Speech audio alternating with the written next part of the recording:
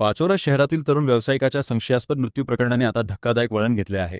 लॉजमध्ये गळफास घेतलेल्या अवस्थेत मृत आढळलेल्या रवींद्र मोरे यांच्या मृत्यूमागील रहस्य आणखी गडद झाले असून त्यांच्यासोबत असलेल्या अल्पवयीन प्रेयसीनेही आत्महत्येचा प्रयत्न केल्याचे समोर आले आहे. या प्रकरणात लॉज मालक, मॅनेजर आणि अल्पवयीन मुलीविरोधात गुन्हा दाखल करण्यात आला असून शहरात मोठी खळबळ उडाली आहे. रवींद्र मोरे यांच्या मृत्यूवर संशय व्यक्त करत नातेवाईकांनी पाचोरा शहरात तीव्र आंदोलन छेडले. आंदोलकांनी पोलीस ठाण्यावर मोर्चा काढत पोलीस प्रशासनाला जाब विचारला. अखेर लॉज मालक आणि व्यवस्थापकाला अटक करण्यात आल्याची माहिती मिळाल्यानंतर आंदोलन मागे घेण्यात आले. महिनाभरापूर्वीच साखरपुडा झालेल्या रवींद्र मोरे यांनी हे टोकाचे पाऊल का उचलले?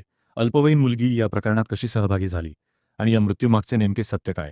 या सर्व प्रश्नांची उत्तरे शोधण्यासाठी पोलिसांचा तपास सुरू असून संपूर्ण जिल्ह्याचे लक्ष आता या प्रकरणाकडे लागले आहे. पाहूया हा विशेष रिपोर्ट.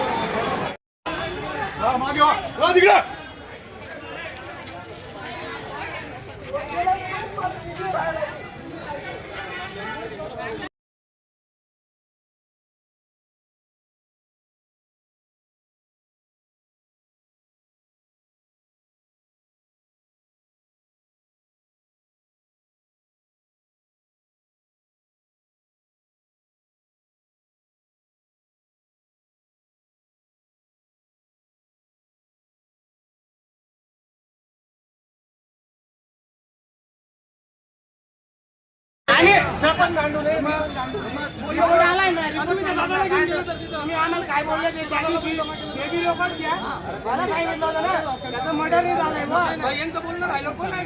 तुम्ही त्या दादाला आणला पहिले दादालाच ब्लॉक केला तुम्ही लोकांनी आमच्याजवळ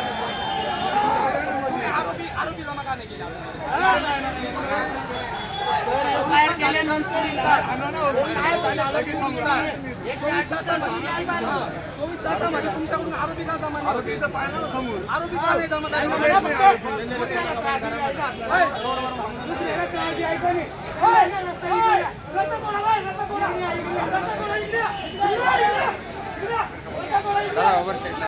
नमस्कार.